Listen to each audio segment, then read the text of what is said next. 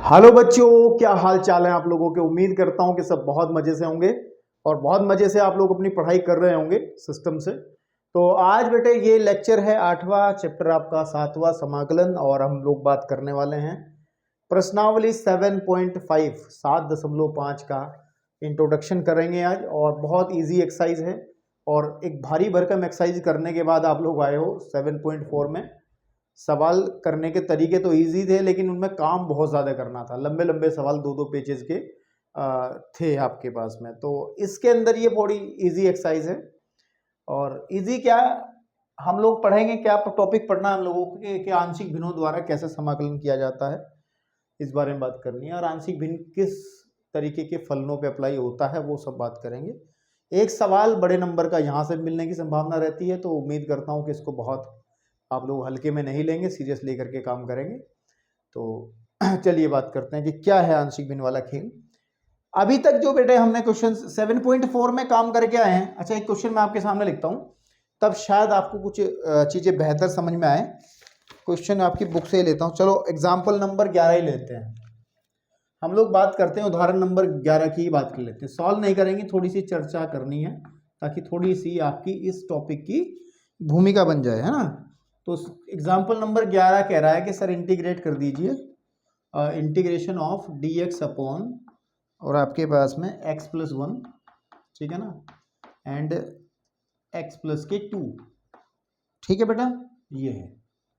आप कहोगे सर अभी अभी पिछली एक्सरसाइज में ही इसको आप हल करके आए हो कि अगर सर मैं इसका मल्टीप्लाई कर लेता हूँ इंटीग्रेशन ऑफ डी एक्स और एक्स स्क्वायर प्लस के, आप मल्टीप्लाई करोगे तो 3x आ जाएगा और प्लस के 2 करके देख लेना, यही आएगा।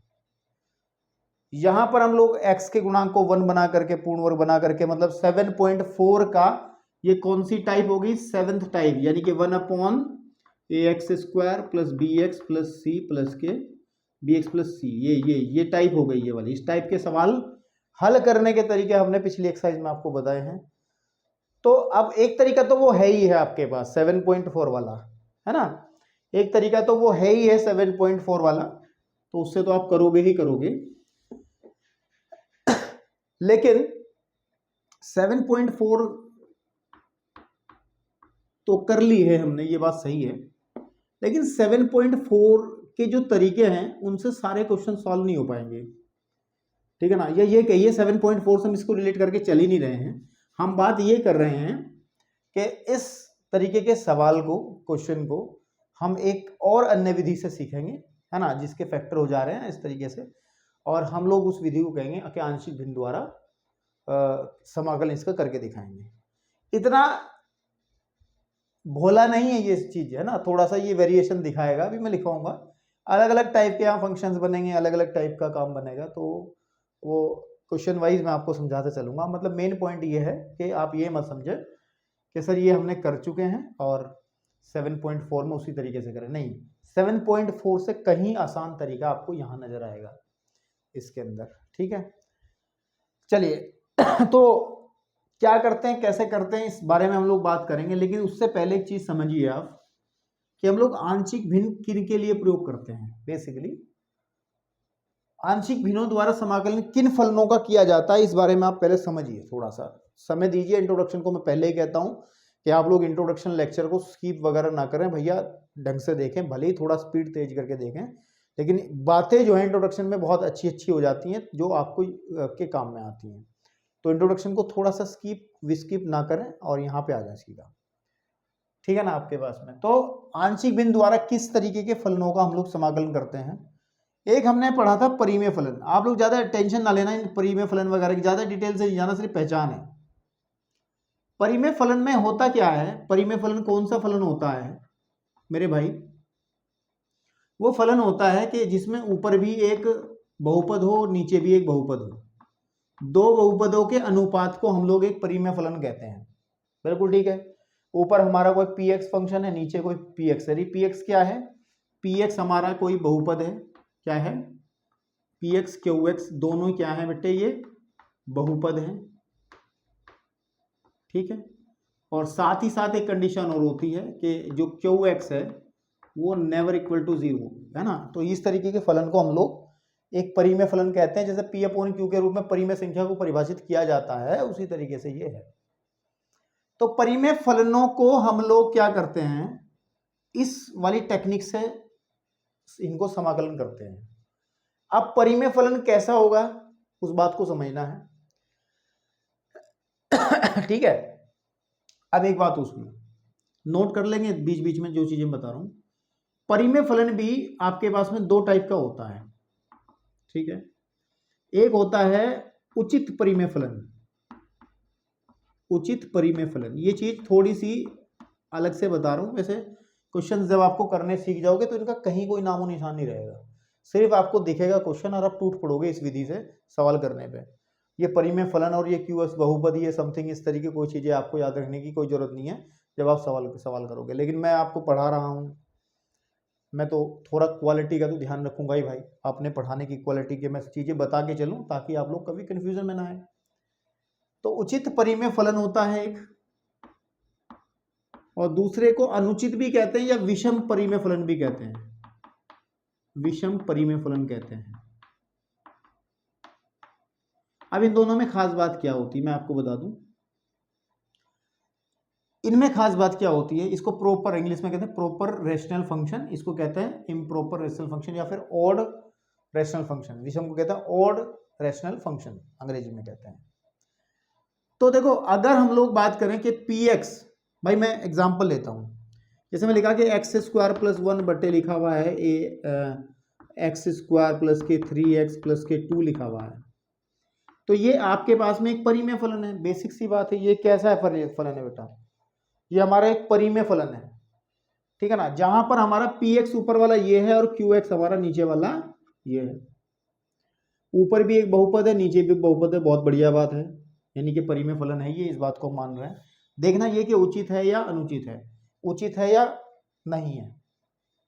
देखो, अगर आप ध्यान रखें कि जो Px की घात है, अगर Px की घात जो है, Px की जो घात है, Px की घात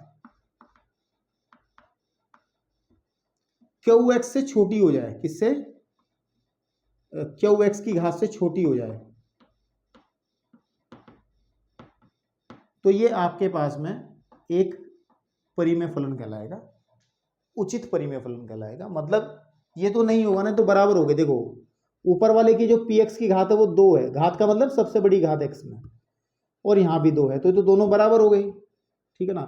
तो ये तो नहीं है। अगर मैं लिखता है x + 1 बटे x² + के 3x + के 2, तो ये होता है, ये हमारा किस कैटेगरी में जाता है, उचित परिमेय फलन में जाता है, बिकॉज ऊपर वाले फलन की जो घात है वो नीचे वाले फलन से कम है, ठीक है ना।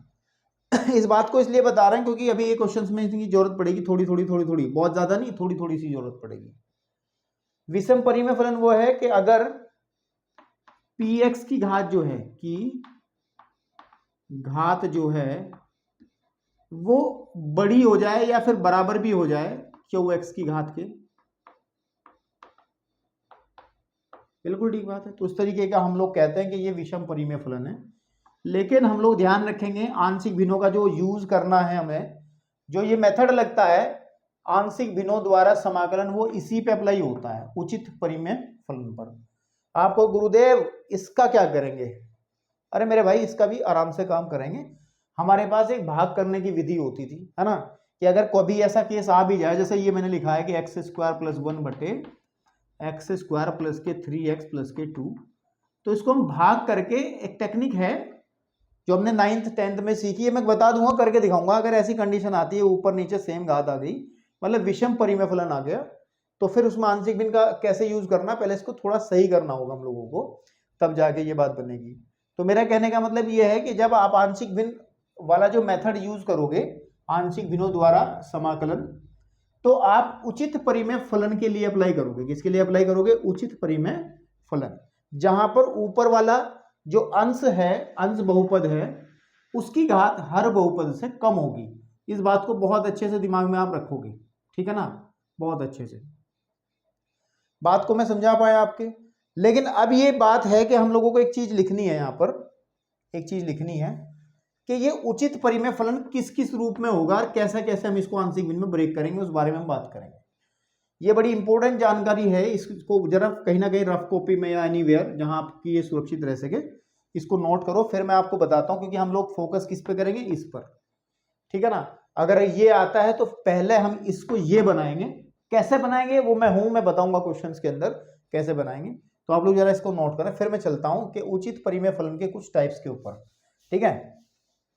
देखिए कैसे आंशिक भिन्नों में तोड़ना है किसी भी उचित, हमारे पास में जो उचित परिमेय फलन है, उचित परिमेय फलन है, परिमेय फलन है, बिल्कुल ठीक है ना, उचित परिमेय फलन का हम लोग पढ़ेंगे आंशिक भिन्नों में, आंशिक भिन्नों में, आंशिक भिन्नों में वियोजन कैसे हम लोग इसको तोड़ेंगे, वियोजन कैसे तोड़ना है अभी बताता हूं। देखो बहुत आसान है, देखो इसमें टाइप है कई सारी। जैसे सबसे पहला नंबर, अगर आपका उचित परिमेय फलन इस रूप में आ जाए कि ऊपर 1 हो केवल, है ना, और नीचे आपके पास में कुछ x माइनस ए या फिर x माइनस डी, रेखीय बहुपदों की गुणा हो। देखिए रेखिक बहुपदी तो है भाई, ये भी देखो x माइनस ए रेखिक बहुपद है भाई, x की घात 1 है ना, तो x माइनस ए कैसा है,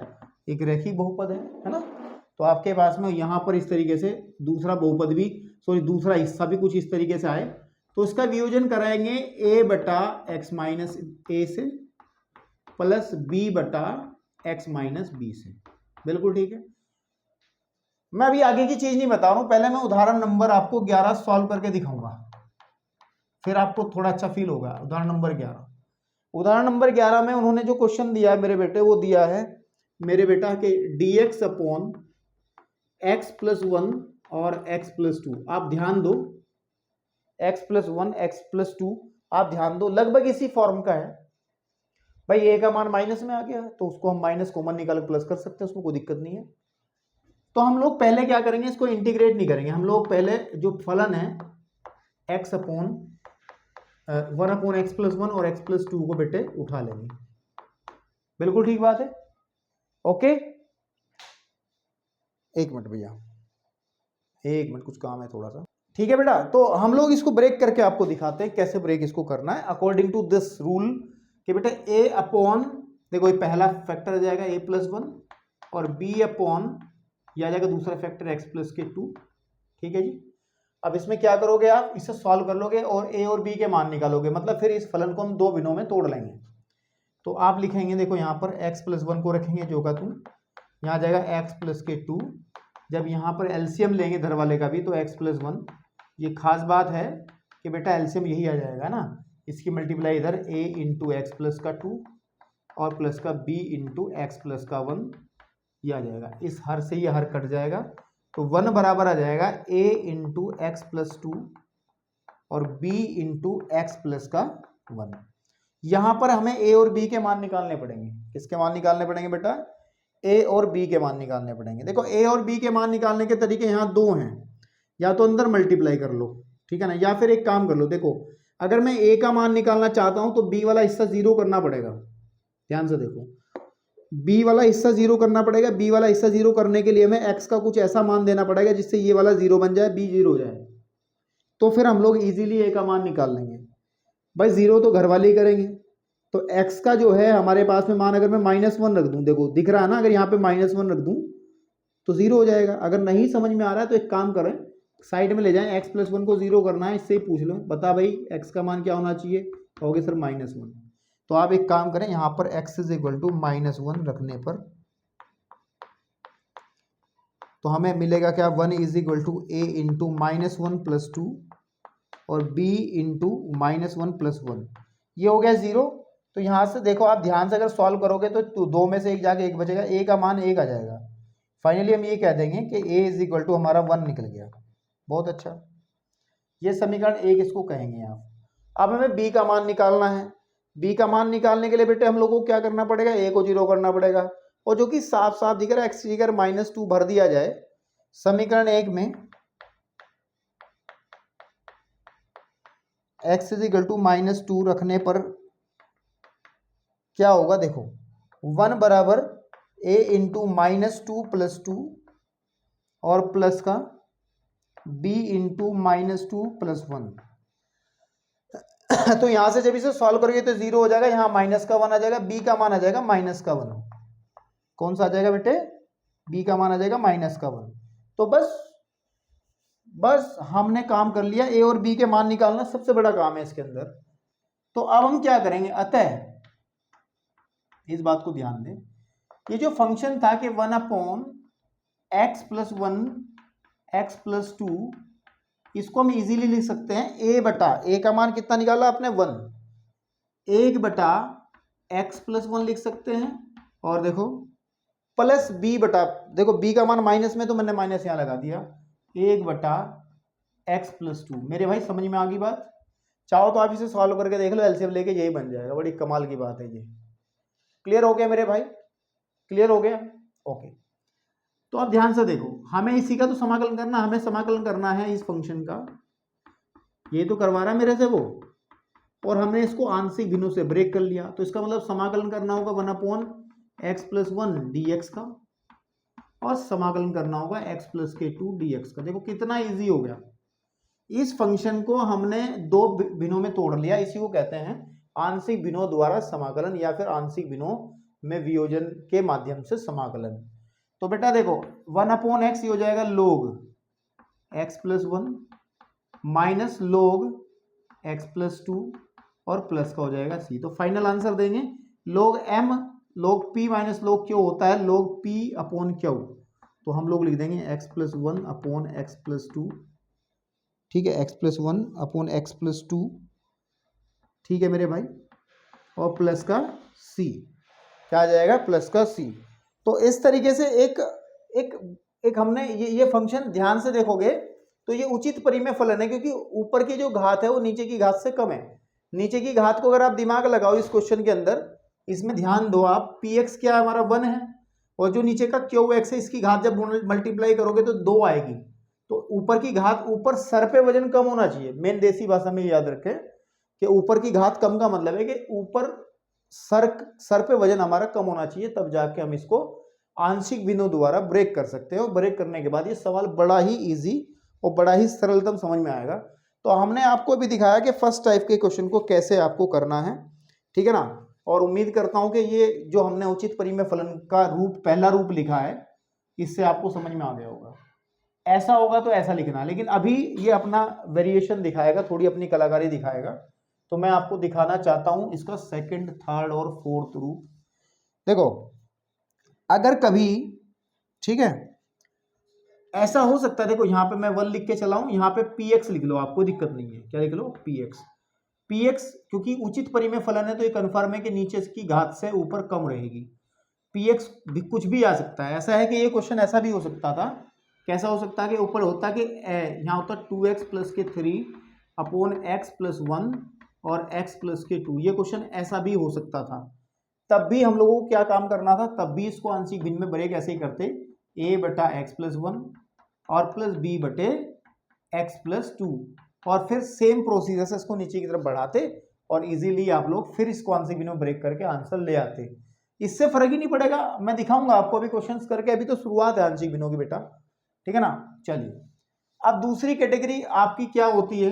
अगर दूसरी कैटेगरी में बात करें कि अगर कोई फंक्शन, कोई उचित परिमेय फलन इस प्रकार से आ जाए px बटे, यहां पर किसी एक फैक्टर, एक रेखीय बहुपद का, रेखीय बहुपद कौन सा होता है? जिसकी घात 1 होती है। देखो रेखीय बहुपद है, किसी रेखीय बहुपद का की घात आपके पास में स्क्वायर हो रहा हो या क्यूब हो रहा हो, है ना। अभी स्क्वायर के लिए दिखाता हूं मैं आपको। तो इसको कैसे ब्रेक करेंगे? इसको ब्रेक करेंगे सर a बटे, पहले तो एक घात लिख देंगे x - a, और फिर b बटे इसकी बड़ी घात लिख देंगे x - b, x - a का होल स्क्वायर। ऐसे आपको ब्रेक करना है। इन केस अगर आप कहोगे सर यहाँ पे क्यूब आ जाए तो की करें? सर पहले ये लिखेंगे फिर c लिखेंगे, एक और आ जाएगा x - a की घात 3 करके। बिल्कुल ठीक बात है। तो अगर 4 आएगा तो एक और बढ़ जाएगा, लेकिन हम स्क्वायर के लिए भी बात कर रहे हैं, तो आप लोग स्क्वायर से ही वो जनरलाइज कर लेंगे, सब चीजें आपको समझ में आ जाएगा, ठीक है। अभी इस पे क्वेश्चंस करेंगे। पहले मैं सोच रहा हूं कि एक बार लिख दूं रूप। अगर आपके पास में, देखिए ध्यान से सुनिएगा, तीसरा रूप किस तरीके से रहेगा, तीसरा रूप किस तरीके से रहेगा आपके सामने। एक मिनट भैया।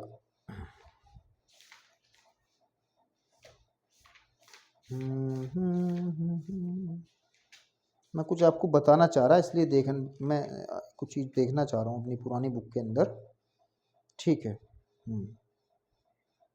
ठीक ठीक ठीक ठीक ठीक ठीक ओके, है ना। चलिए, तो अगर हमारे पास में अब एक ऐसा फंक्शन आ जाए, ठीक है ना, ऊपर की तरफ ही कोई पी एक्स फंक्शन हो, एफ एक्स कह लो, और नीचे की तरफ किस तरीके से हो कि आपकी किताबों में दिया है वैसे एक्स माइनस ए आ जाए, एक्स माइनस बी आ जाए, एक फैक्टर और आ गया एक्स माइनस सी। तो भैया इस टाइप को वैसे लिखने की जरूरत नहीं थी, वो ऊपर के तरीके से खुलेगा कि A upon X minus A आ जाएगा plus B upon X minus B आ जाएगा plus C upon X minus C, और फिर बेटे इसी तरीके से आप लोग इसको प्रोसीड करोगे, है ना। ये आपका थर्ड कैटेगरी का हो गया। और देखो ध्यान से, अब ध्यान से देखो, फोर्थ वाला देखते हैं हम लोग। फोर्थ में अगर आ जाए इन दोनों का मिश्रण, इन दोनों का मिश्रण कि कोई फंक्शन ऊपर रखा हुआ है पी एक्स और नीचे की तरफ हमारे पास में आ जाए कि एक्स माइनस ए एक फैक्टर आ जाए, इसका तो होल स्क्वायर हो जाए, और X minus B as it is आ जाए। तो कैसे लिखेंगे, पहले इसको खोलेंगे अकॉर्डिंग टू दिस कि ए बटा एक्स माइनस ए, सवाल जब करूंगा और बेहतर समझ में आएगा आपको, बी बटा, है ना, एक्स माइनस ए का होल स्क्वायर, मतलब पहले मैं किसको खोल रहा हूं, इसको, फिर लास्ट में बिकॉज ये एक रेखीय है तो इसको सी बटे एक्स माइनस का बी यहां कर देंगे। ठीक है, इस तरीके से खोलेंगे। लेकिन अगर पांचवें टाइप में थोड़ा सा ध्यान दोगे, अगर ऊपर एक ऐसा फंक्शन आ जाए जिसके फैक्टर ना हो पा रहे हो, ठीक है ना, एक ऐसा फंक्शन या मान के चलो हमारे पास पी एक्स है, ऊपर हमारा पी एक्स है और नीचे की तरफ हमने ले लिया एक एक्स माइनस का ए ले लिया, और यहां पर कोई ऐसा कोई ऐसा एक्स स्क्वायर प्लस के बी एक्स प्लस के सी टाइप कुछ इस तरीके से ले लिया हमने फंक्शन, जिसके हम गुणनखंड नहीं कर पा रहे हैं, मतलब जिसको हम लोग सिंपली इसके रेखीय गुणनखंड नहीं मिल पा रहे हैं, जैसे एक्स माइनस कुछ करके, भाई जैसे मैंने कहा एक्स स्क्वायर प्लस के 8x प्लस के 17 है। अब इसको ध्यान दो, 17 के टुकड़े जो जोड़ने पर 8 आता है, तो इसके फैक्टर तो नहीं हो पाएंगे ना, रेखिक जिस तरीके से फलन के होने चाहिए, आप नहीं कर पा रहे हैं फैक्टर। तो अगर ऐसा फंक्शन यहाँ फंसेगा तो क्या करना है, कुछ नहीं करना, बहुत इजी है। इसको तो उसके अकॉर्डिंग ही खोलेंगे अपने ऊपर वाले के कि ए बटा, रेखिक है ना, सिंपल एक घात वाला, तो उसको तो एक्स माइनस का ए ही कह देंगे, लेकिन जो जिसके फैक्टर नहीं हो पाएंगे उसके ऊपर थोड़ा सा बी एक्स प्लस सी, इसको ध्यान रखना है, जिस भी हिस्से के गुणनखंड नहीं हो पा रहे होंगे उसके ऊपर लिखेंगे बी एक्स प्लस के सी, और नीचे आ जाएगा एक्स स्क्वायर प्लस के बी एक्स और प्लस का सी। बिल्कुल ठीक बात है। तो इस तरीके से आपको ये पांचों चीजें याद रखनी पड़ेंगी, आप एक बार लिख ले, जब क्वेश्चन अप्लाई करेंगे हम लोग तो आपको इजी रहेगा करना। ठीक है, चलिए बेटा, तो अब इन जो हमने ये टेक्निक्स लिखी है ना, इन टेक्निक को लेकर के हम लोग कुछ क्वेश्चंस करते हैं एनसीईआरटी से, ताकि चीजें आपको समझ में आ जाए। तो जैसे आप लोग सुनिए, क्वेश्चन नंबर 11वां तो हमने कर ही दिया एग्जाम्पल, इससे आगे की तरफ एक एग्जाम्पल और है 12 नंबर। ठीक है, 12 नंबर तो सेम हो जाएगा, वैसे मैं कराऊंगा इसको, लेकिन 12 से पहले आप आगे चले 13 पे, क्योंकि मैं चाहता हूं ये अलग अलग चीजें आपको समझ में आ जाए। 13 के अंदर अगर हम बढ़ेंगे, उदाहरण नंबर 13 की हम लोग बात करेंगे। ठीक है, तो दिस इज इंटीग्रेशन ऑफ, ध्यान से देखेंगे, 3x minus 2 upon x plus 1 का होल स्क्वायर और x प्लस का 3, बिल्कुल ठीक बात है, साथ में हमारा dx है। तो हम लोग क्या करेंगे, सबसे पहले जो एक परिमेय फलन बीच में दिया गया है हमें, कौन सा परिमेय फलन, 3x minus 2 upon x plus 1 का होल स्क्वायर और x प्लस के 3, ये जो परिमेय फलन दिया गया है इसको पहले हमें आंशिक भिन्नों में वियोजित करना है अकॉर्डिंग टू दिस रूल्स। तो कौन सा रूल इसमें फॉलो होगा, मेरे हिसाब से इसमें फोर्थ वाला फॉलो हो जाएगा। और अगर ये याद भी नहीं रहेंगे ना, एक बार दो बार यूज कर लोगे तो अपने आप ही आइडिया हो जाएगा करना क्या है। ठीक है, देखो सबसे पहले हम क्या करेंगे कि a बटा इसका एक फैक्टर लिखेंगे, फिर बी बटे एक्स प्लस 1 का होल स्क्वायर का दूसरा फैक्टर लिखेंगे। और क्योंकि ये रैखिक गुणनखंड है, आपको पता है रैखिक के लिए हम लोग सिंपल a बटा यूज कर लेंगे, तो यहाँ पे c बटा एक्स प्लस का 3 यूज कर लेंगे। इतनी बात आपको समझ में आ गई अकॉर्डिंग टू दिस, अरे नहीं दिस वन फोर्थ। अब आपको क्या करना है, यहाँ पर इसका एलसीएम लेना है कि 3x minus 2 upon x plus 1 का whole square x plus 3 is equal to, यह आ जाएगा हमारे पास कैल्शियम जब लेंगे तो एक्स प्लस का होल स्क्वायर और एक्स प्लस 3 एलसीएम। ये बात पक्की है कि इसका एलसीएम ना इधर वाले का यही आएगा, इधर वाला। जब एलसीएम लेंगे तो यहाँ पर ए की मल्टीप्लिकेशन में क्या आएगा, देखो ए के नीचे एक्स प्लस 1 है तो आ जाएगा एक्स प्लस 1 और एक्स प्लस 3, एलसीएम लेना तो आता है ना। प्लस बी के गुणा में कौन आ जाएगा, क्योंकि बी के नीचे एक्स प्लस 1 तो ऑलरेडी है ही, तो एक्स प्लस का 3 आ जाएगा। यहाँ सी के मल्टीप्लिकेशन में कौन आ जाएगा, एक्स प्लस 1 का होल स्क्वायर। बात समझ में आ रही है। यहां पर इतना करने से ये कट जाएगा, ठीक है। तो आ जाएगा 3x माइनस का 2 is equal to a into x plus 1 x plus 2 sorry x plus 3, ठीक है, and b into x plus 3 और c इंटू एक्स प्लस 1 का होल स्क्वायर। बात समझ रहे हो, इसको कहेंगे इक्वेशन नंबर 1। अब हमारा काम ये है कि हम लोग यहां पर a b c के मान निकालें, जैसे एग्जांपल नंबर 11 में निकाले थे। उसके लिए क्या करना होगा, पहले तो तरीका यही लगाया करो जो मैं बता रहा हूं आपको। एक तरीका और है वैसे निकालने का, लेकिन पहले सबसे पहले तरीका ये लगाया करो जो मैं बता रहा हूं, उससे आपका समय बच जाएगा और आसान भी रहेगा। जैसे सबसे पहले मैं चाहता हूं कि a का मान निकालना चाहता हूं, ध्यान से देखना, इस बात को समझना। तो मेरे को b वाला पोर्शन और c वाला पोर्शन जीरो करना पड़ेगा। तो x का एक ऐसा मान बताओ जो यहां भी रख दें यहां भी रख दें, दोनों जीरो हो जाए। नहीं है, क्योंकि इनमें कोई कॉमन गुणनखंड नहीं है, तो ना तो ऐसा कोई मान है ही नहीं। अगर मैं x की जगह -3 भरूंगा तो b तो जीरो हो जाएगा लेकिन c जीरो नहीं होगा। तो इसका मतलब हमारे पास में a का मान निकालना इस विधि से संभव नहीं हो पा रहा है। चलिए a छोड़ो, a को बाद में निकालेंगे, तो रुक जाए थोड़ी देर, कोई बात नहीं बेटा, हम पहले b का निकाल लेते हैं। जब b का मान निकालना है तो b का मान निकालने के लिए मुझे a वाला पोर्शन पूरा जीरो करना पड़ेगा और c वाला जीरो करना पड़ेगा। तो x का एक ऐसा मान ढूंढो जो यहां पर रखने से ये a वाला पूरा हिस्सा जीरो हो जाए और ये c वाला पूरा हिस्सा जीरो हो जाए। सीधा सीधा दिख रहा, कॉमन गुणनखंड देख लो, x प्लस 1 यहाँ भी है, x प्लस 1 यहाँ भी है। तो अगर x की जगह में, है ना, अगर मैं कह दूं कि सर समीकरण एक में x बराबर -1 रखने पर मैं काम करूं तो मेरे भाई क्या प्राप्त होगा। देखो मैं -1 रख रहा हूं तो 3 इंटू -1 वो दोनों साइड रखा जाएगा बराबर a इंटू -1 प्लस 1 और इंटू x की क्या जाएगा -1 plus 3 plus b into -1 plus 3 और मेरे भाई आ जाएगा c की जगह c इंटू -1 प्लस 1 का होल स्क्वायर। अब आप देखो ध्यान से, -3 -2 बराबर हो जाएगा। देखो ये हो जाएगा -1 प्लस 1 0 और जीरो होने की वजह से पूरा हिस्सा जीरो हो जाएगा और ये भी हिस्सा जीरो हो जाएगा। तो बचेगा केवल b और वो भी 3 में से जाकर के 2b। तो बेटे b का मान जहां तक मैं देख पा रहा हूं आ जाएगा -5/2। बिल्कुल ठीक बात है। चलो कोई तो निकला। अब मैं चाहता हूं ऊपर वाली समीकरण से c का मान निकाल लेना। b निकाल लिया हमने, b का मान निकाल लिया। अब हमें चाहिए c का मान। अब c का मान निकालने के लिए मुझे किसी तरह x का एक ऐसा मान भरना पड़ेगा इसके अंदर जिससे b वाला हिस्सा भी और a वाला हिस्सा भी जीरो हो जाए। तो दोनों में कॉमन गुणनखंड देखो, x प्लस 3 यहां भी है यहां भी है, तो x की जगह -3 भर दो। तो यहां लिख दोगे समीकरण एक में x बराबर -3 रखने पर आप कहोगे सर हमें कैसे चलेगा -3। भैया कॉमन गुणनखंड को पकड़ के साइड में ले आओ, x प्लस 3 इसी को तो जीरो करना, तो उसके बराबर जीरो रख लो। x को उधर ले जाओ, ये ले जाओ, या खुद ही बताएगा भाई, वो खुद ही कहेगा अरे भैया -3 भर दो। घर वाले खुद ही कह रहे हैं कि क्या करना, ये घर में ही तो है आदमी, यही कह रहा है कि -3 भरना तू, ये खत्म हो जाएगा।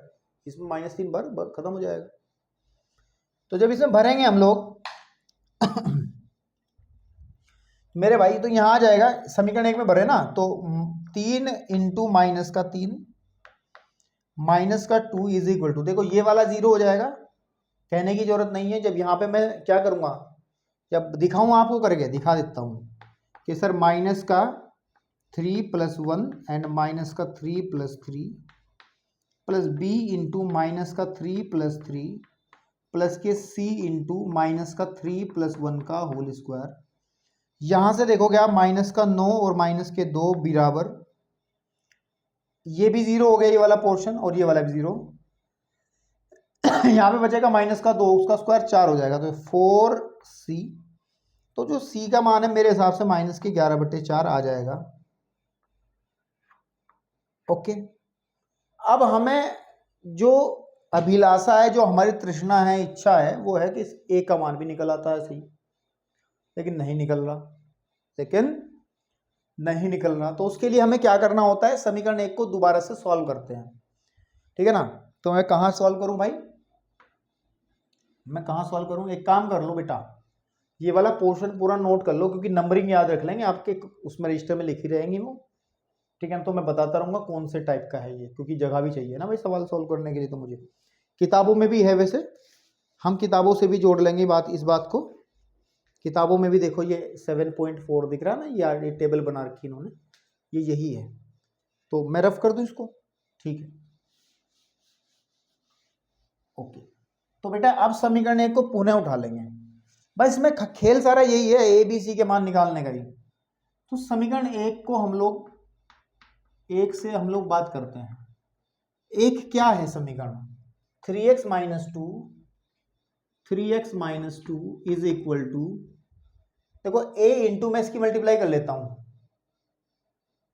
किसकी मल्टीप्लाई, चलो एक बार लिख लेते हैं, आप कंफ्यूज हो गए। x+1 यहां पर है और बेटा x+2 यहां पर है, और प्लस का b इंटू x+3 यहां पर है, और बेटा c इंटू x+1 का होल स्क्वायर यहां पर है। इसको जब मैं सॉल्व करूंगा, a का मान निकालने की सारी कवायद चल रही है, ये x² प्लस के 3x प्लस के x+3 होगा ना ये, हाँ x+3 होगा ये। तो x² प्लस के 3x प्लस के x प्लस के 3 bx प्लस के 3b प्लस के c into x² plus 1 plus के 2x। कोई दिक्कत, केवल मैंने फॉर्मूला खोला और गुणा करी है। यहाँ से आपका 3x - 2 इज इक्वल टू आ जाएगा ax² प्लस 4x प्लस 3, मैंने b के अंदर मल्टीप्लाई कर दी, कोई गलत काम नहीं करा है, ये काम करना ही था। cx² प्लस c प्लस के 2cx, ठीक है मेरे भाई। तो 3x माइनस का 2 ax² प्लस का 4ax प्लस का 3a प्लस का b प्लस का bx प्लस के 3b एंड प्लस के cx² प्लस के c प्लस के 2cx। बिल्कुल ठीक बात है, इतना क्लियर है, कुछ नहीं करा ज़्यादा खास। यहाँ से हम लोग 3x - 2 एज इट इज रख लेंगे, और जहाँ जहाँ से x² कॉमन निकालता वो निकाल लेंगे। x² वाले 2 पद हैं, एक पद तो ये रखा बेटा, तो यहाँ बचेगा a, और एक पद ये है देखो x² वाला, तो यहाँ पे आ जाएगा प्लस का c। फिर आप निकालोगे x वाले कॉमन, जहाँ जहाँ x है, x इस वाले में है तो अंदर बचेगा 4a, कॉमन निकाल रहे हैं, प्लस b क्योंकि यहाँ भी है bx, फिर है आपका 2cx प्लस के 2c आ जाएगा यहाँ, प्लस x² वाले हो गए, x वाले हो गए, फिर कांस्टेंट विदाउट x वाले, जैसे 3a है और b तो नहीं 3b है, ठीक है, और प्लस के c है। तो अब तुलना करते हैं, देखो तुलना करने से, ठीक है ना, लोग ऐसे ही निकालते हैं मान, लोग इस तरीके से मान नहीं निकालते हैं, ऐसे ही मान निकालते हैं, लेकिन इसमें यहाँ थोड़ा सा ज्यादा काम हो जाता है। तो अगर आपने पहले ही 2 मान निकाल लिए हैं तो यहाँ पर बिल्कुल इजी हो जाएगा पोर्शन। जैसे हम लोग दोनों तरफ तुलना करते हैं, आप देखो x² का गुणांक इधर कितना है, x² गुणांक x की घात 2 का गुणांक है a प्लस c, तो a प्लस सी। इधर एक्स स्क्वायर का गुणांक कहीं दिख रहा है आपको? नहीं है। कोई पद अगर नहीं है तो उसको तो सर्जित किया जा सकता है। कैसे करके? कि 0 इंटू एक्स स्क्वायर करके लिख दो। कोई दिक्कत आ गई क्या? तो मतलब एक्स स्क्वायर गुणांक क्या है? 0 है, तो यहां पे 0 कर दो। बाकी कुछ करने की जरूरत नहीं। क्यों भैया? सी का मान पहले निकाल लिया था मैंने, और इसमें रख दूंगा और ए का निकल जाएगा। तो a माइनस 11/4 बराबर 0। तो मेरे बेटे यहां से आप क्या देखोगे कि a का मान आ गया हमारा 11/4। बस अब हमारा काम बहुत इजी हो गया। अब आपको कुछ नहीं करना है, इजीली आपको क्वेश्चन सॉल्व करना है। देखो, अगर हम लोग शायद यहां पर b और c के मान ना निकालते, फिर आपको ये भी सारी कंपेयर करनी होती। ये बराबर होता 3 के, ये बराबर होता -2 के, फिर इनको हम सॉल्व करके a b c के मान निकालते। बात समझ रहे हो? तो मैं इसलिए कहता हूं किताबों में भी उन लोगों ने शायद ऐसे ही निकाल रखा है, ठीक है ना, आपके पास में ठीक है ना। हाँ, तो उन्होंने ऐसे ही निकाल रखा इक्वेशन को सॉल्व करके। लेकिन मैं आपको कहूंगा पहले इस मेथड से, मेरे वाले मेथड से, है ना, कि जीरो करने वाला, कि a का मान निकालना तो इनको जीरो करो, है ना, और वो दिख जाएगा जीरो करने की टेक्निक। अगर नहीं हो पा रहा छोड़ दो आगे के लिए। b का मान निकालना तो इसको और इसको जीरो करो, तो x इज इक्वल टू -2 रख दिया। तो ये वाला जो ट्रायल मेथड है, इस तरीके से हम लोग करते हैं, इससे इजी हो जाता है काम हम लोगों का। तो अब चलिए, अब वापिस आइए, हम इस फंक्शन को उठाएंगे। तो हमने किया क्या था? हमने 3x - 2 अपॉन x + 1 के होल स्क्वायर और x + 3 को क्या लिखा था? हमने लिखा था a/x + 1। तो a का मान कितना है? 11/4 यहां आ जाएगा, और x + 1। मेरे भाई समझ में आ गई बात? फिर आ जाएगा प्लस b बटा, what is the value b? -5/2।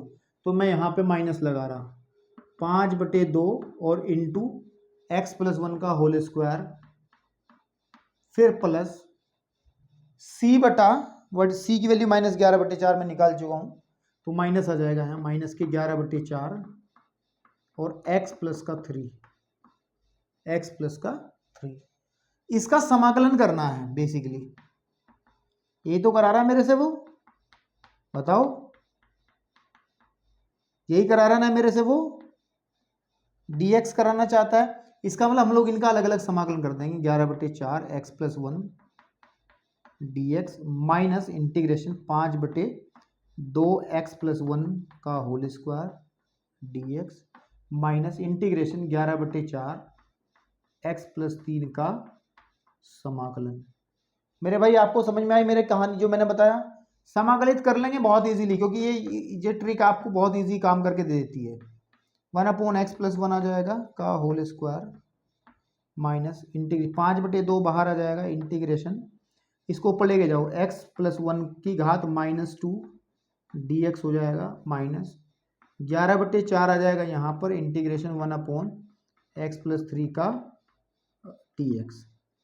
मेरे भाई ये तो हो जाएगा 11/4, ध्यान से सुने, ये तो हो जाएगा 1/x, क्या होता है log x, तो आ जाएगा log x + 1 माइनस 5/2, ये x की घात n वाला लगाओ फॉर्मूला, क्या होता है n, x की घात n + 1/n + 1 जब हम समाकलन करते हैं तो आ जाएगा x + 1 की घात -2 + 1/-2 + 1 प्लस 11/4 को हम लिख लेंगे log x + 3 प्लस के c। ठीक है मेरे भाई, अब आपको करना क्या है? इसको एडजस्टमेंट करनी है और आंसर देना। जैसे कि दोनों पद एक जैसे दिख रहे हैं, तो 11/4 इनमें से कॉमन निकालो, अंदर आ जाएगा log, और दोनों प्लस में है, देखो log x + 1 plus log x + 3, ठीक है ना, इसको ऐसे कर लो, माइनस, देखो एक सुनो, यहां से माइनस का 1 निकलेगा, 2 में से जब -2 में से जब 1 घटेगा तो इसको हम प्लस कर देंगे, ऊपर आ जाएगा x + 1 की घात 1 -1, कितनी? -1। और इस -1 को चाहो तो आप एक काम कर लेंगे, यहाँ 5/2 है ही है, आप इसे बटे में ले आए, या चलो छोड़ो अभी, प्लस का c, ठीक है। तो यहाँ पे थोड़ी सी जगह बाकी है, सवाल में थोड़ा सा काम तो है ही, 11/4 तो हमारा जो I is equal to integration, ये आई मान लो इसको, है ना, I is equal to integration जो चल रहा है ना आपके पास में, तो आ जाएगा 11/4 तो है ही है मेरे भाई। अंदर हो जाएगा लोग, इनकी मल्टीप्लाई हो जाएगी x+1 और साथ में x+3 और साथ में लिख देंगे हम लोग 5/2/x+1 + c। देखो उन्होंने, ये मुझे लग रहा है इनकी मल्टीप्लाई करके छोड़ा होगा, क्योंकि i = 1/4, इनकी जो मल्टीप्लाई हो जाएगी वो कितनी हो जाएगी भाई, लोग, अभी किया तो था हमने मल्टीप्लाई इनका, कहीं ना कहीं यहाँ पे किया था मैंने इनकी मल्टीप्लाई, तो वो हो गया था, यहाँ पे करा था x², मतलब कर लो ना दोबारा से, x² 4x + 3 आ जाएगा, और प्लस के 5/2x+1 और प्लस का c। तो बेटे ये सारा खेल ABC निकालने का है, नीचे तो फिर सिंपल बेसिक समाकलन के फॉर्मूले आपके काम में आ जाएंगे, ठीक है ना मेरे भाई। अच्छा ये बटे में आ रखा है, तो यहाँ माइनस का कोई फर्क आ गया फिर, हाँ क्योंकि ए का मान माइनस में था, और सॉरी ये सी माइनस में आया, यहाँ ये माइनस, तो ये प्लस कैसे हुआ था यहाँ मेरे बेटा, ये प्लस कैसे हुआ था यहाँ पे, ये तो माइनस ही चल रहा था ना, ये प्लस कैसे हो गया था यहाँ, क्योंकि ये तो माइनस माइनस माइनस, फिर उसके बाद में यहाँ भी माइनस ही रहेगा ऑलमोस्ट, है ना, और यहाँ माइनस में रहेगा तो ये भी माइनस में रहेगा, तो फायदे में रहेगा, तो यहाँ पर फिर इनकी गुणा नहीं होगी, ये बटे में आ जाएंगे एक दूसरे के, पोर्शन गुणा नहीं होगी, कि x+1 ऊपर आ जाएगा और x+3 नीचे आ जाएगा।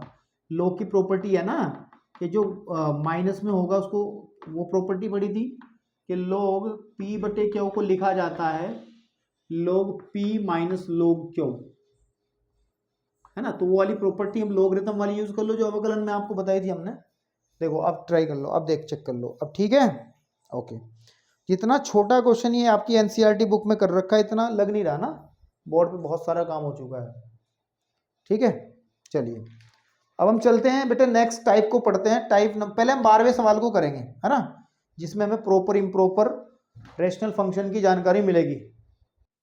अब हम बात करने वाले हैं आपके 12वें एग्जाम्पल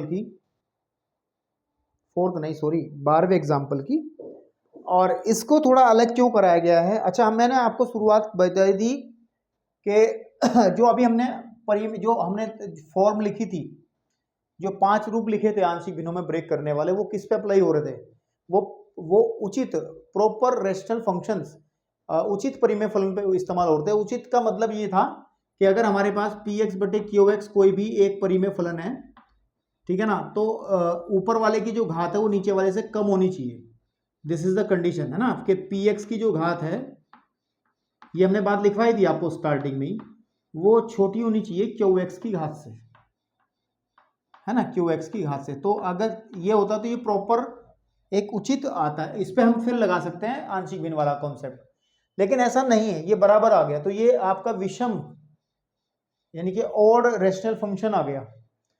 तो हम लोग इसको कर सकते हैं, देखिए कैसे इसको थोड़ा ट्रांसफॉर्म करेंगे, इस बात को समझना है हमें, कैसे उसकी घात को कम करना है। इजीली है, x² + 1 को क्या करना है आपको, इसको करने के लिए हम एक काम करेंगे, x² + 1 को हम भाग करेंगे बेसिकली, जो हमने बचपन में सीखी थी, x² - 5x + 6 से। आप कहोगे सर कैसे, देखो मैं दिखाता हूँ, 1 से कर लें गुणा, तो कितना आ जाएगा यहाँ x², फिर आ जाएगा आपके पास में कितना, -5x और +6। जब घटाएंगे तो ये माइनस, ये प्लस और ये माइनस कट जाएगा ना, तो यहाँ पे बचेगा बेटे 5x प्लस का और माइनस का 5 बचेगा, माइनस का कितना बचेगा 5, देख लो ना, क्योंकि 6 प्लस का है, एक ऊपर रखा, तो माइनस का 5 बचेगा, हो गया। अब एक बात बताओ मुझे, 17/16 लिखा हुआ है, इसको उचित परिमेय संख्या बनाएंगे तो भाग करना पड़ेगा ना, 16 से सही में लिखो उसको, 17 को, जब हम लिखते हैं 16 एकम 16, तो शेषफल यहाँ आ गया, ठीक है। तो क्या होता है कि जो भागफल होता है उसे लिखते हैं सही में ऐसे करके, 1 + 1/16 ऐसे तो लिखा जाएगा ये। अब मान चलो यहाँ 19 ले लो, तो अब यहाँ बचा 3, तो क्या होगा, जो भागफल होगा उसको तो पूरा लिख देंगे यहाँ पे 1, और जो शेषफल होगा उसको ऊपर लिख देंगे यहाँ पे 3, है ना। इस तरीके से लिखते हैं ना इस भिन्न को ऐसे लिख देंगे हम यहाँ पे, इस भिन्न को ऐसे लिख सकते हैं ब्रेक करके। तो हम लोग इसको भी तो ऐसे लिख सकते हैं। तब हम क्या कर लेंगे, देखो ध्यान से, जो हमारा इंटीग्रेशन है आई, वो कन्वर्ट हो जाएगा बेटा किस तरीके से कि सर 1 प्लस ये वाला 1 प्लस शेषफल आया 5x माइनस के 5 बटे एक्स स्क्वायर माइनस के 5x और प्लस के 6। देखो कितनी मजेदार बात आपके सामने अभी आई कि सर ये बन गया उचित परिमेय फलन, और यहां पर हम लोग लगा दें आंशिक भिन्न। तो देखो सीधी सी बात है, अब आपको इसको इक्वेशन नंबर 1 बना लो। वो पूरा काम आपको किसके लिए करना है, या एक काम करो जिसे लिख लो i is equal to integration 1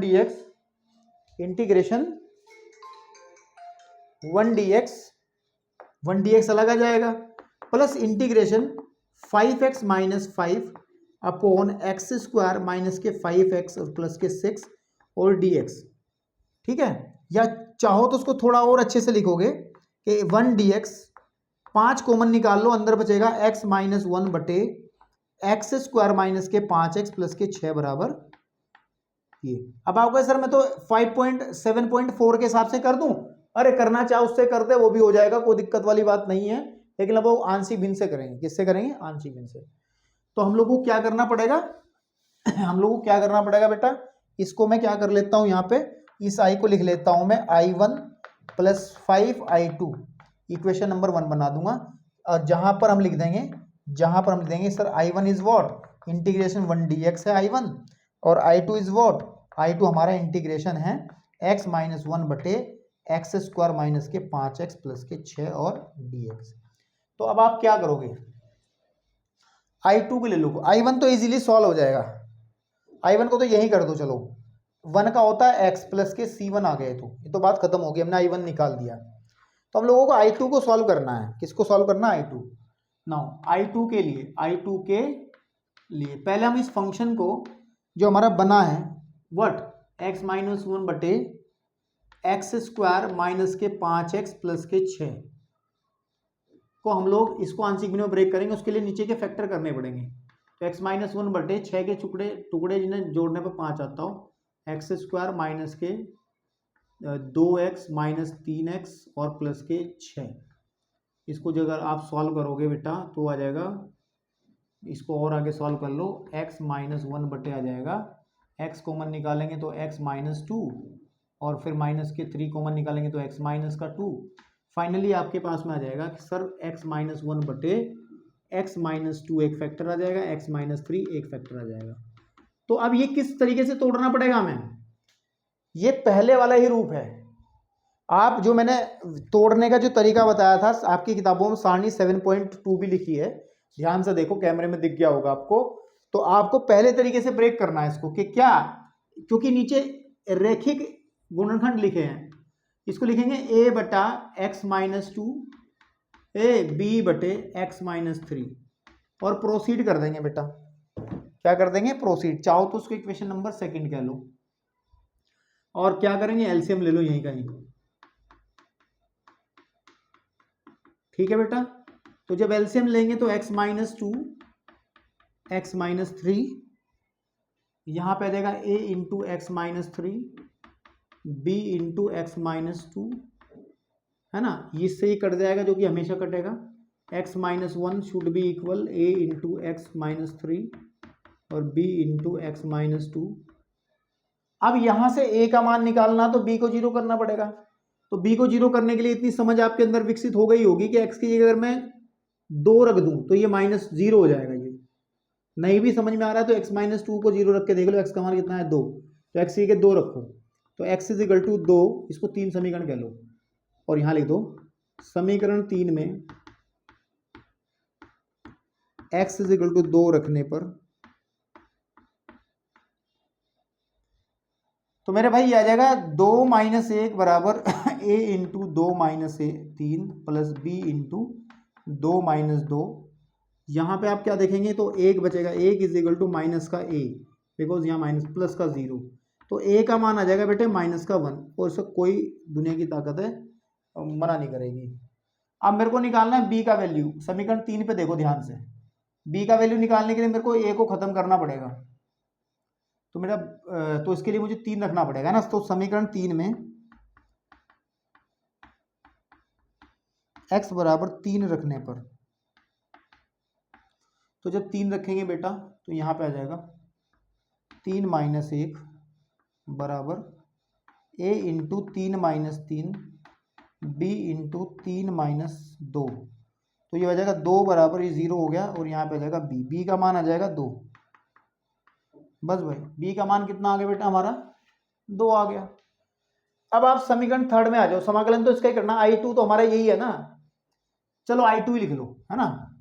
क्या लिख लो, I2 ही लिख लो। तो I2 अतः I2 क्या है समाकलन, यही तो है हमारा समाकलन कि x माइनस 1 बटे एक्स स्क्वायर माइनस के 5x प्लस के 6 dx। और इसको मैंने क्या कर दिया अभी इस वाले पूरे पक्ष को तोड़ के मैंने क्या लिख दिया, ये लिख दिया a बटा x माइनस 2 प्लस b बटा x माइनस 3 होल dx। तो बेटे यहां पर क्या करोगे आप, a का मान रख दोगे। What is the value of a, -1। तो माइनस का 1 upon x minus 2 dx plus के b की वैल्यू कितनी है भैया, प्लस का 2 इंटीग्रेशन 2 अपॉन x माइनस 3 और dx। तो बेटे ये आ जाएगा माइनस का लोग आ जाएगा x माइनस 2 प्लस 2 लोग x माइनस 3 और प्लस के C2 लगा लो। उसको क्या लगा लो, C2 लगा लो। ठीक है बेटा।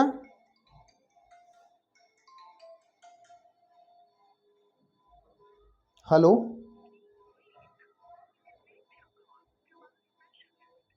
ठीक है बेटा। तो आप देखोगे, ठीक है ना। तो ये आपका हो गया I2, इट्स व्हाट I2। क्या आ गया बेटा, ये I2। अब हम लिखेंगे, हमें तो I निकालना था ना, हमें I निकालना था। I हमारा समीकरण बनाई होगी हमने फर्स्ट, ये देखो। अब समीकरण 1 में रख लेंगे आप, समीकरण 1 से हम लोग बात कर लेंगे। तो हमारा जो I होगा बेसिकली वो क्या होगा, I1 प्लस, I1 की वैल्यू निकालने की x plus C1 plus 5 into I2, 5 multiplied by I2 की वैल्यू हम लिखेंगे यहाँ पर जो ऊपर रखी है, log x minus 2 plus 2 log x minus 3 और प्लस के C2।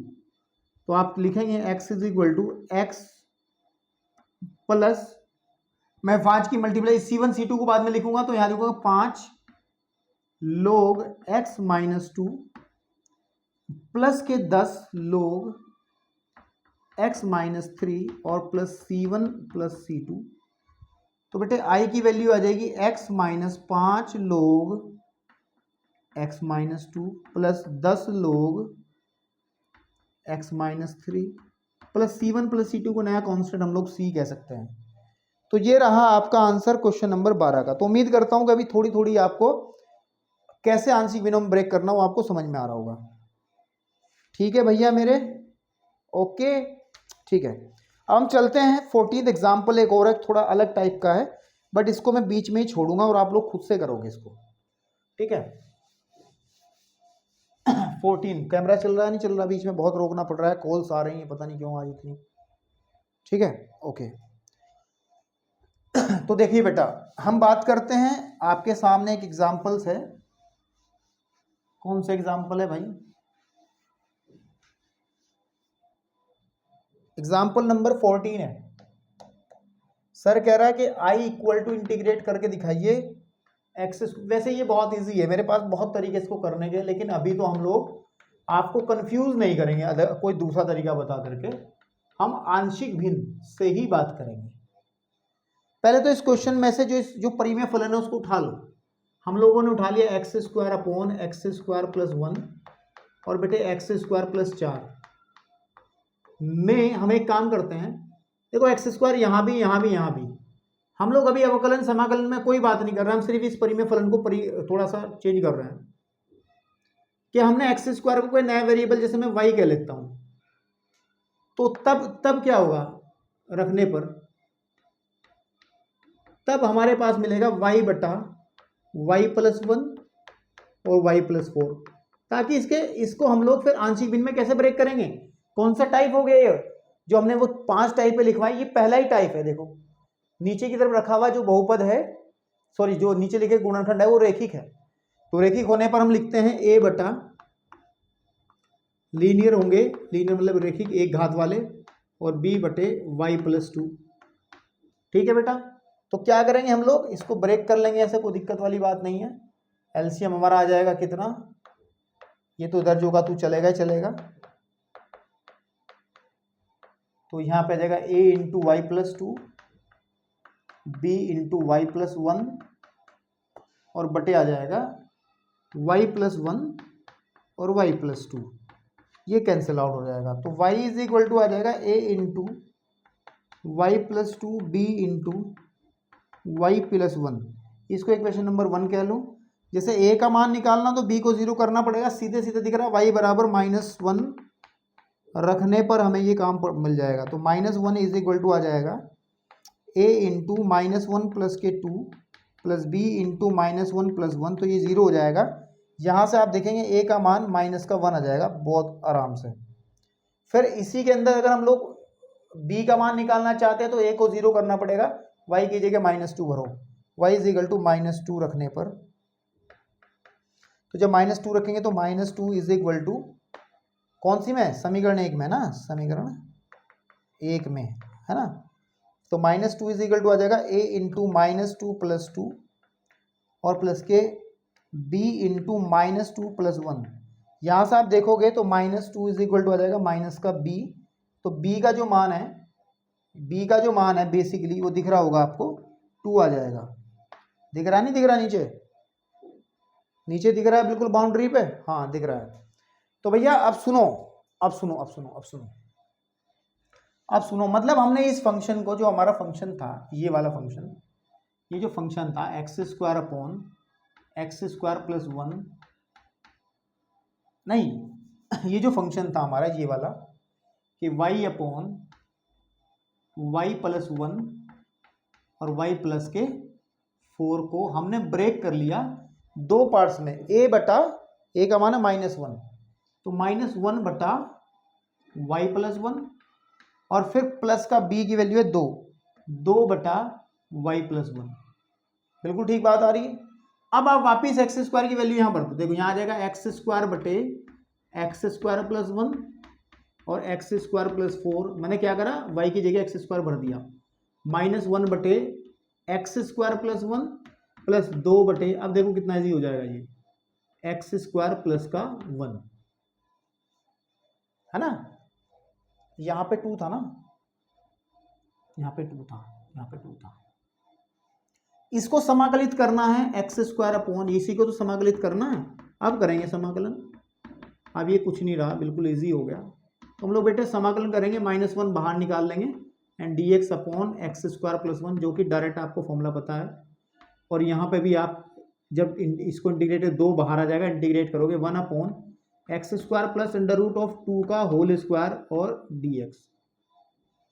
अब बात सुनो, ये किसका है, ये तो tan इनवर्स x का हो गया, प्लस के 2 इंटू ये किसका होता है, tan इनवर्स का ही होता है। आपने फॉर्मूला पढ़ा था 1 अपॉन x² प्लस a² पिछली एक्सरसाइज में का इंटीग्रेशन अगर करेंगे तो 1 upon a tan inverse of x upon a plus के c, तो यहाँ पे आ जाएगा 2 इंटू 1 अपॉन a का मतलब 1 upon √2 tan inverse of x upon √2 plus का c।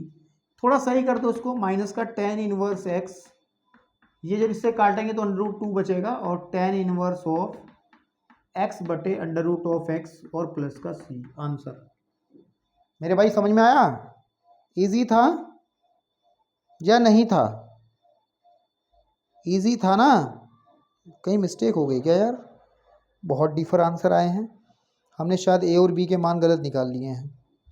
चेक करते हैं एक बार कि a का मान कैसे निकलेगा b का मान। तो हमारे पास में हमने एलसीएम लिया, अरे यार देखो देखो देखो देखो देखो देखो, मेथड क्लियर है आपको। यहां पर 4 है तो यहां पे भी 4 ही होना बनता था, ठीक है ना। ध्यान से देखेंगे तो यहां पे भी 4 ही आएगा, और जब यहां 4 आएगा तो यहां पे भी आपको 4 ही प्राप्त होगा। 4 होने से जब हम वैल्यू निकालेंगे ए और बी की, तो उसमें अंतर आएगा। क्या अंतर आएगा? जब हमने बी की वैल्यू निकाली, ए की वैल्यू निकालेंगे तो ये तो सही है, -1 भर लिया। तो जब यहाँ पे 4 होगा, ठीक है ना, तो यहाँ पे 3 बचेगा, तो x की वैल्यू आ जाएगी आपके पास में -3, -3। ए की वैल्यू कितनी आ जाएगी? -1/3। कितनी आ जाएगी बेटा? -1/3।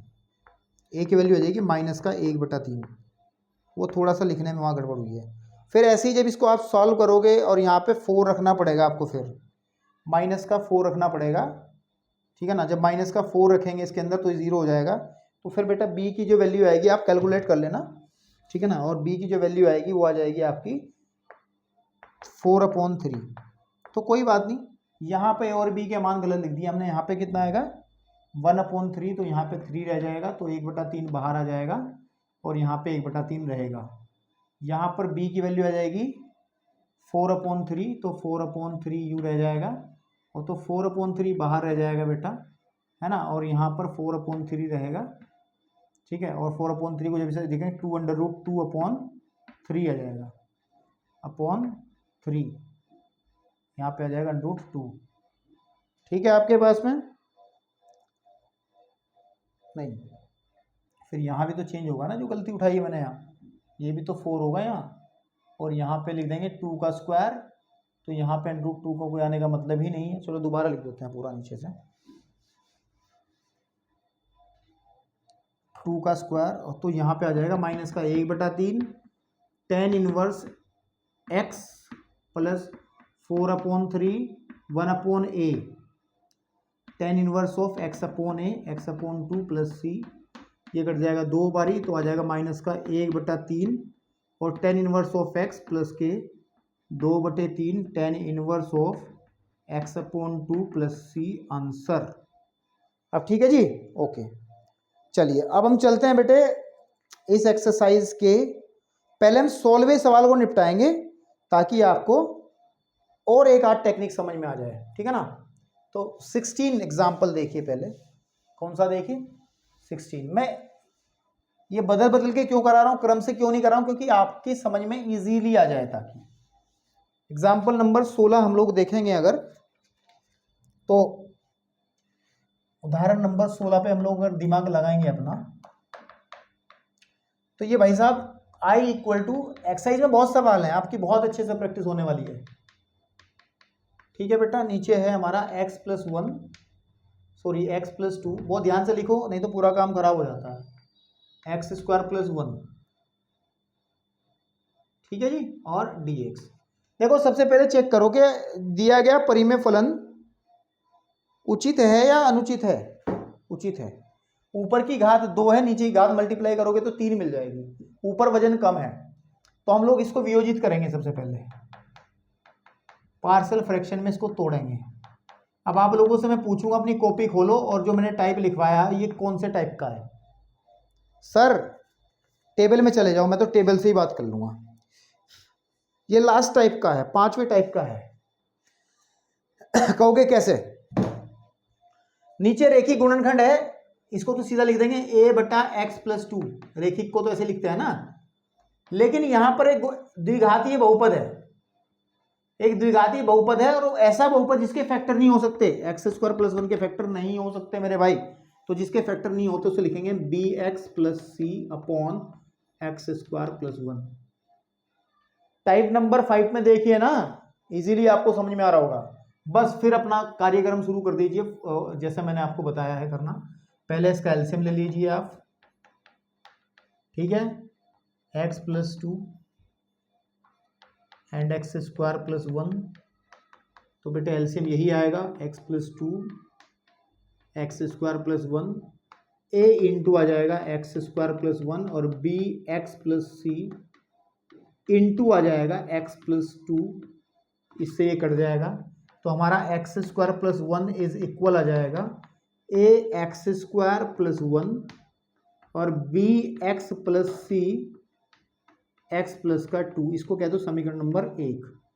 अब हमें वही टारगेट क्या कि हमें बेटा क्या करना है, ए बी के मान निकालने हैं। पहले अपना ट्रायल वाला तरीका निकालो जो कि मैंने आपको बता रखा है कि पहले हम लोग जैसे ए का मान निकालना चाहते हैं तो मेरे को ये पूरा पोर्शन बी एक्स प्लस सी वाला ये पूरा पोर्शन 0 चाहिए। भाई देखो 0 आराम से हो जाएगा, एक्स सी के -2 अगर भर दोगे 0 बन जाएगा। तो देखो कि समीकरण 1 में, ठीक है ना, या कहो तो समीकरण नंबर 1 वैसे इसको कहना चाहिए, इसको कहो 2 क्योंकि इसका यूज करेंगे ना हम लोग। समीकरण 2 में x इज इक्वल टू -2 रखने पर, तो -2 भरेंगे तो -2 का whole square plus -2 plus 1 is equal to a into -2 का होल स्क्वायर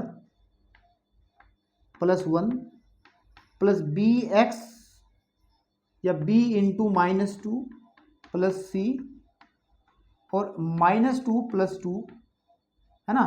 देखो अब ध्यान से, ये हो जाएगा 4 -2 प्लस 1 इज इक्वल टू, यहाँ पे आ जाएगा 4 और 1 हो गया 5 ए आ जाएगा। बाकी ये पोर्शन हो जाएगा 0। देखो -2 प्लस 2 0 हो गया, तो ये हो गया 0, लिखने की जरूरत नहीं है। यहाँ से देखोगे आप तो 2 4 में से 2 गए, 2 बचे 3 इज इक्वल टू 5 ए, तो ए का मान बेटा मेरा आ जाएगा 3/5, जो कि बहुत इजीली हमें समझ में आ गया। अब इस तरीके से बी और सी के मान नहीं निकल सकते क्योंकि बी और सी आपस में जुड़े बैठे हैं, ठीक है ना। बी और सी क्या करे बैठे हैं, आपस में बेटा जुड़े बैठे हैं। तो हम लोग क्या करेंगे, समीकरण 2 को पुनः उठा लेंगे। किसको उठा लेंगे, समीकरण 2 से। समीकरण 2 से हम लोग वही तरीका लगाएंगे, पूरा उठा लेंगे इसको कि sir x square plus x plus 1 is equal to, मैं ए की मल्टीप्लाई अंदर कर रहा हूं तो आ जाएगा मेरा ए एक्स स्क्वायर प्लस के ए प्लस, फिर मैं बी एक्स की गुणा कर रहा हूं इसके अंदर, बी एक्स स्क्वायर आ जाएगा, बी एक्स स्क्वायर प्लस ये क्या है 2 है, 2bx प्लस सी एक्स प्लस 2c, है ना। और यहां करके मैंने क्या कहा था आपको कि तुलना करनी है घातों की। जैसे मैं एक्स स्क्वायर जहां है वो निकाल लूंगा, जो एक्स स्क्वायर यहां भी है यहां भी है, तो बचेगा अंदर a प्लस बी। मतलब क्या करो, इन दोनों को एक साथ अगर रख लोगे फिर एक्स स्क्वायर कॉमन निकल जाएगा। x कहाँ है वो कॉमन निकाल लो। x है हमारे पास, जैसे 2b वाला हिस्सा हो गया ये वाला और c वाला ये हो गया, फिर कांस्टेंट a प्लस के 2c। अब तुलना कर लो, क्या कर लो, तुलना। इधर एक्स स्क्वायर का जो गुणांक है वो कितना है बेटा, a प्लस बी है, और इधर कितना है 1 है, तो एक समीकरण बन गई हमारी। चूंकि a का मान पहले ही निकाल लिया था तो इजीली b का मान निकल जाएगा।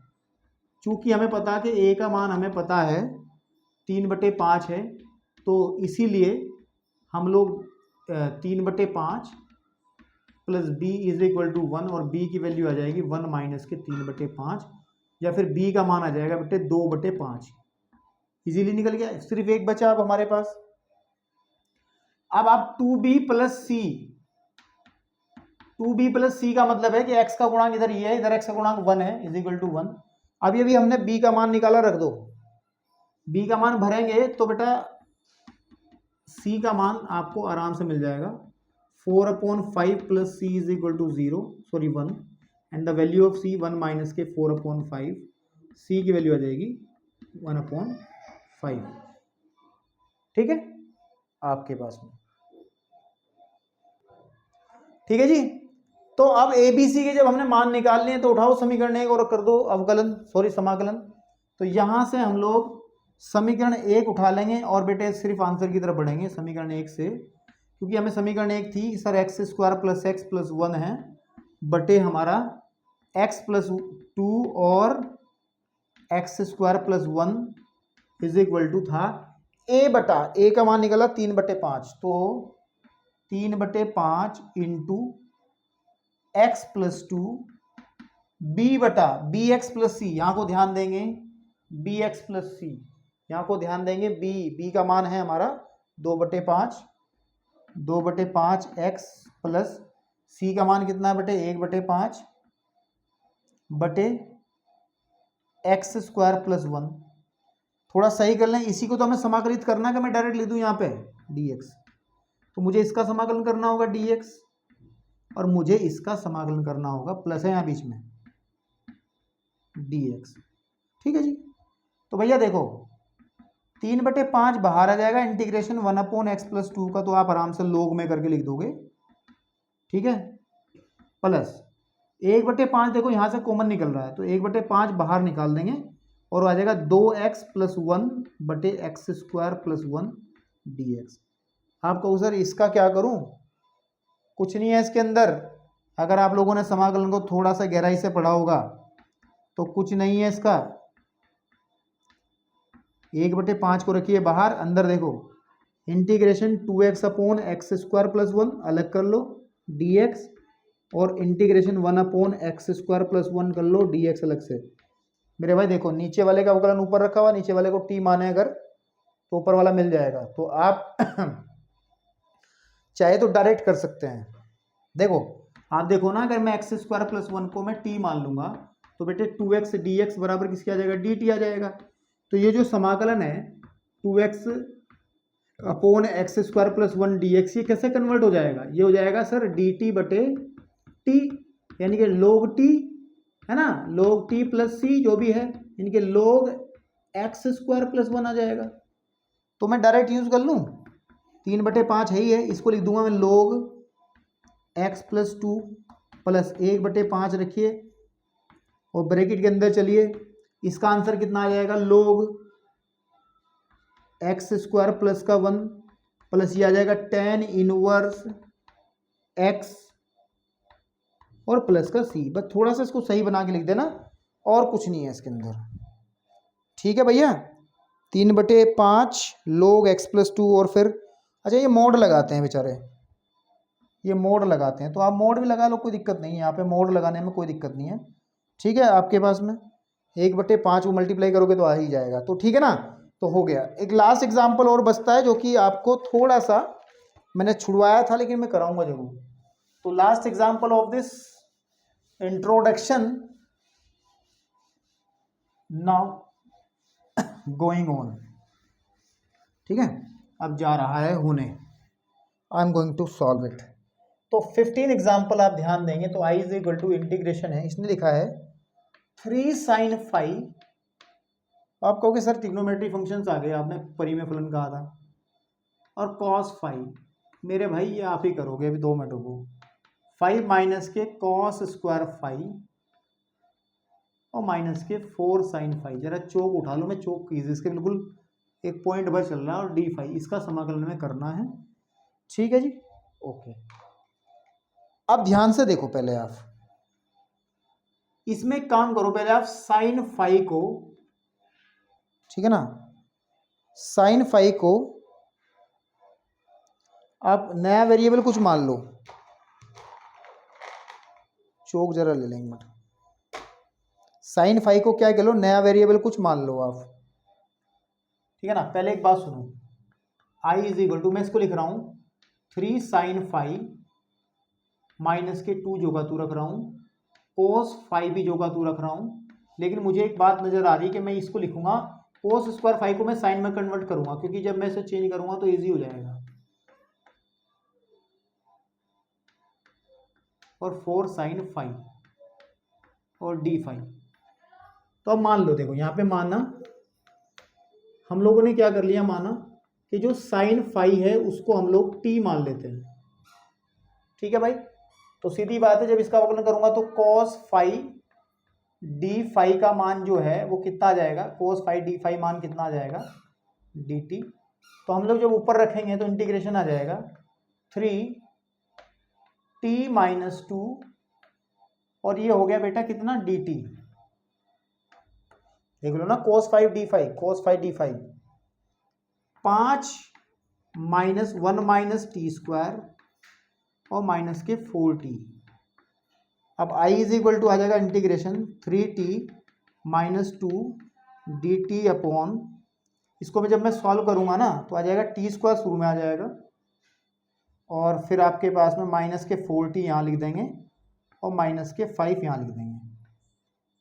ठीक है जी, अब इसके फैक्टर कर लो नीचे वाले के, 3t माइनस 2 dt। नीचे वाले के जो फैक्टर 5 के टुकड़े घटाने पर 4 आते हैं, तुम इजीली कर सकते हो उसके फैक्टर, वो फैक्टर हो जाएंगे यहाँ पे तो नहीं, सुनो सुनो सुनो, तो ये तो 4 ही रह जाएगा ना प्लस का, ये माइनस का 4t है ना आपके पास में, ठीक है। तो जब इसे घटाएंगे हम लोग, सॉल्व करेंगे, तो यहाँ प्लस का 4 ही रह जाएगा ना, तो ये तो कुछ करने की जरूरत ही नहीं पड़ी इसमें। नीचे वाला आपको क्या मिल गया, देखो t माइनस 2 का होल स्क्वायर है, तो आप उठा लो इसको बस, 3t minus 2 upon t minus 2 का होल स्क्वायर। इसको कैसे ब्रेक करेंगे, a बटा t माइनस 2 और प्लस b बटे t माइनस 2 का होल स्क्वायर। इसे प्रोसीड कर लो आप लोग, ए बी के मान निकाल लो, यहाँ से आप लोग जैसे मैंने अभी तक सारे सवाल किए हैं ऐसे प्रोसीड कर लेना इजीली। तो आंशिक भिन्न वाले कुछ पार्ट्स वैसे बच्चे हैं जो हमने नहीं कराए हैं, अब हो चुका है इंट्रोडक्शन। हम लोग आपको सॉल्यूशन के अंदर मिलेंगे और एक ही लेक्चर में पूरा सॉल्यूशन देंगे। धन्यवाद।